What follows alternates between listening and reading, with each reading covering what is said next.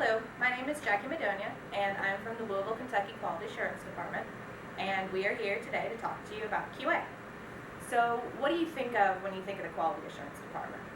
Kind of makes you think of the people that listen to you and monitor your calls, just kind of keeping an eye on you. But we're here today to talk about the benefits of quality assurance and what it can do for you and help you out in your job, and just a little bit about the process itself. So, what is quality assurance? It is a developmental and training tool that leads to excellent customer care by helping you to exceed customer expectations, reach resolutions consistently and timely. We help identify trends and training needs because we listen to a large majority of the calls that come through. Therefore, we can kind of find the gaps, find our strengths as a center. We help to communicate information effectively, make sure you know how to do your job in the best way possible, and also following our procedures accurately so we can help our customers in the best way possible. And we also recognize and communicate best practices and let everybody know what you're doing well at. So, did you know 70% of our customers, or customers in any service industry, leave because they don't like the human side of doing business? So what is the human side of business? That's you guys. That is the people that our customers interact with on a daily basis, the people, that take the phone calls and the ones that talk to our customers. So 70% is a pretty big number of customers to lose in a year. So we want to make sure that we're doing everything we can to negate that effect and make sure that we're helping out our customers. About 15% of customers leave due to service issues with the product, and 15% also go to find a lower price. So remember that 70%. So we are a customer care organization. That is our focus. So we want to make sure that we have all of our basic skills right there with us. So what are those skills? Well, we have basic etiquette, saying pleases and thank yous, making sure that we're being courteous to the caller with our words. We want to make sure that we're watching our tone of voice, because that's how you convey everything that you're trying to say, through your tone of voice, making sure you're moderating that and, sounding really courteous and really friendly to the caller at all times. We want to make sure that we have call control, which can be a difficult skill to learn sometimes, just maintaining control, making sure that we're directing the flow of the call rather than the caller directing it for us. We want to make sure that we ask the right questions, but also we want to make sure that we know what the right questions are to be asking, because that's a part of effective troubleshooting. And lastly, but probably most important, we want to make sure that we are focused on the caller's needs at all times. So, how do we make sure that you have all of your skills? Feedback.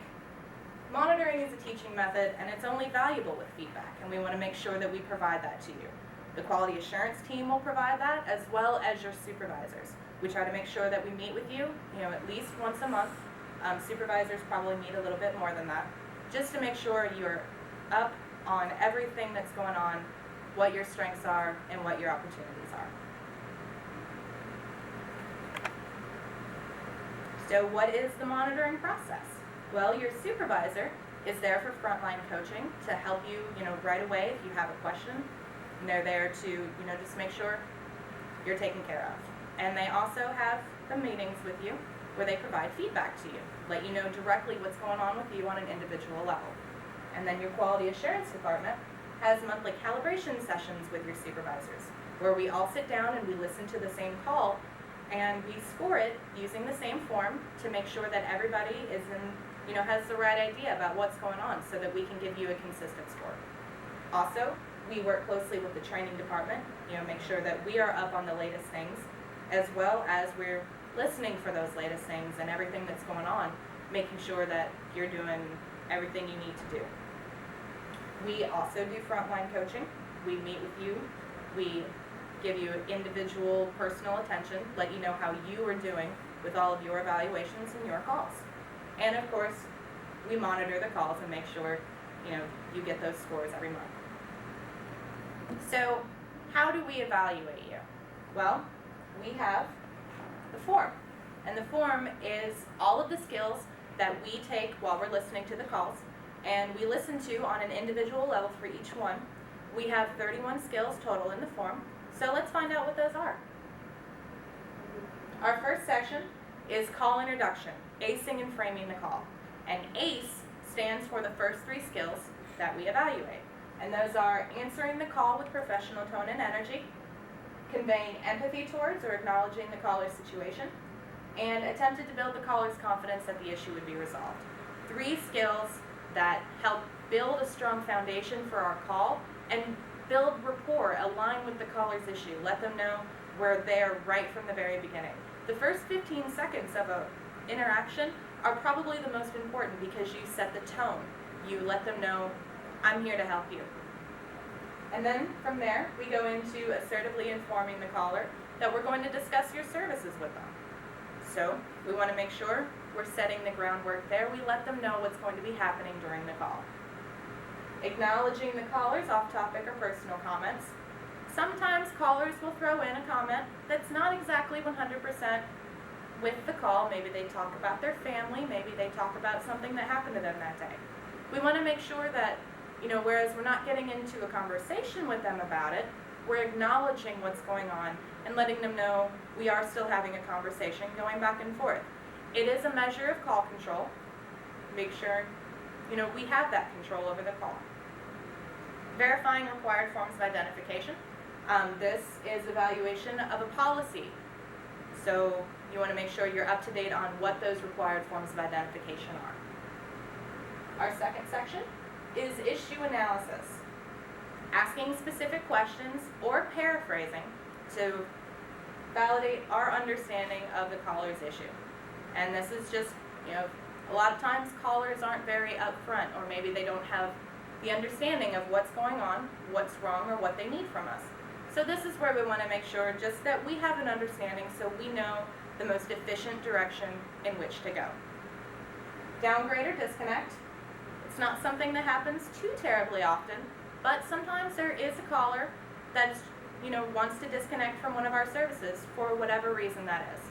We want to make sure that we have a full understanding of their reason and just kind of see if there's anything that we can do to help them out before we let them go.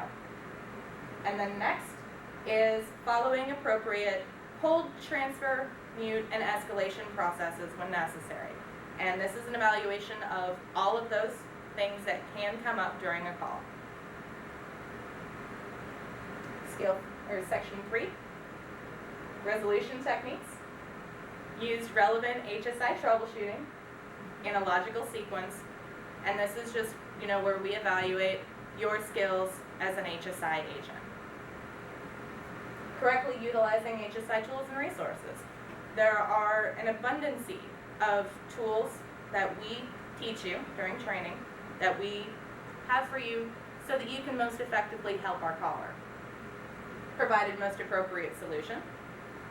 Pretty much, did you get where you needed to go? Was there anything that you missed, something that, we heard, something that could have done, a lot more for that caller? And then testing and verifying that their issue was resolved or explained escalations and next steps. And this is just where we want to make sure, they're not going to hang up, call us right back only to find out that something wasn't working. First call resolution. And then offering appropriate and accurate options for our non-support issues. We have phone numbers and web addresses for all of our third-party programs, so that we can make sure the caller gets to where they need to go. Just because we couldn't provide a solution for their issue doesn't mean that we can't help them get to their resolution. Section 4, transitioning the call. Informing the caller or asking the caller to discuss their services. And this is just a simple statement, making sure that we let them know the call has gone from troubleshooting over into our processes. And then from here, there's also a second part to this skill, acknowledging customer obstacles in relation to the account review. For whatever reason, if the caller doesn't want to go over their services, and they verbally state that, we want to make sure that we just acknowledge that, let them know, hey, our agents are here 24 hours a day to make sure that, if you want to go over your services, we'll be able to help you with that. And then, going into 16, Verifying and praising the customer's current level of services. And this, you have all of the customer's information right in front of you. We want to make sure that they feel good about the choices that they've made. Let them know, hey, you have our 3 meg service, and that is a really fast internet speed to have. Next section, needs-based discussion and caller education. We want to make sure that we're getting to know our callers and what would most benefit them. And this is where the needs-based discussion comes in. Asking open-ended questions to begin the conversation. You know, what kind of things do you like to do on the internet? What do you use your internet most for? What does your family like to do on the internet? And then once you get the answers to those questions, you want to ask follow-up questions so that you can get a better understanding of what line would go best for them. Would it be faster speeds? Maybe it might be charter music, and that's up to you to find out. Going into our next section, which is offer and close. Positioning the most appropriate offer to benefit the caller's needs and interests. Once you've had that needs-based discussion, this is where you find out this is a service that would benefit our caller the most. So, offer it. See how they might like it. Effectively handling objections to the offer. Well, you know, our callers always have the option to say no. Maybe they'd like to try it out for a little while, and if they don't like it, they can always give us a call back and have that service removed. Asking the customer to purchase. This is where, you know, you would ask them, is this something you would be interested in? Is this something I can add this to your account right away? Oftentimes, when you position that offer, you do it in just the right way, they'll say yes and you won't even need to ask them. Our next section, final impression and call close. Summarize the billing impact of the call, any agreements that were made. When you add a service to a caller's account, we want to make sure they understand what their next billing statement is going to be and how much more a month they're going to be paying, just so there's no miscommunications. Ensuring or asking that all of the caller's questions were answered. To promote first call resolution, before the end of the call, we want to make sure we've opened up a forum for that caller to, you know, so they feel comfortable. If they have any further questions to ask, let them go ahead. We can answer them for them or get them to the right place to be answered. Ending call with the appropriate message. We want to make sure that we are ending our calls with a polite, professional, and appropriate message, a showing appreciation for that caller, and for thanking them for calling in, just letting them know we appreciate your business and we love to help you. And then correctly using the call wrap-up screen. If this is a requirement for you to use, this is something that we do evaluate. We expect it on every call to be used because it's a very important trending and training tool. And then finally, our last section, ensuring the caller receives complete and accurate information and services. Providing complete and accurate technical issue resolution, just making sure that everything that was said was accurate. You know, it was complete information. The caller didn't walk away with any kind of misconceptions. Following the pre-call script and the online checklist, before we schedule a trouble call for our callers, we want to make sure that they know all of the information that our techs in the field need. We have an automatic IVR with a transfer number, and that's something that we do listen for. We want to make sure that is communicated. Promoting value and customer benefit of self-service options, customer education, and preventative repair steps. And this is anything that we can help the caller out with in the future. Maybe we set up an email address for them. Well, we want to make sure they know exactly how to use that email address. Or if they want to add future email addresses in, you know, sometime later, maybe for their family. We want to make sure that they have all of that information right there in front of them. Accurately entering the customer transaction data into the billing system. After every call, we want to make sure that a record of that contact has been left in the billing system for future agents that may talk to that caller again. So every time, we want to make sure that we've left a time-stamped notation in the billing system with a brief description of what was done, what was asked for during that call. Provided overall positive caller experience during the call, and this is where we evaluate the soft skills that were used. Did you do everything you could to provide a positive experience for that caller? Did they walk away happy? Did we feel that you helped them walk away happy? Remember, sometimes callers aren't always happy with what we've given them, but if we did our best to try, then you're fine on this skill. We've provided an overall positive caller experience.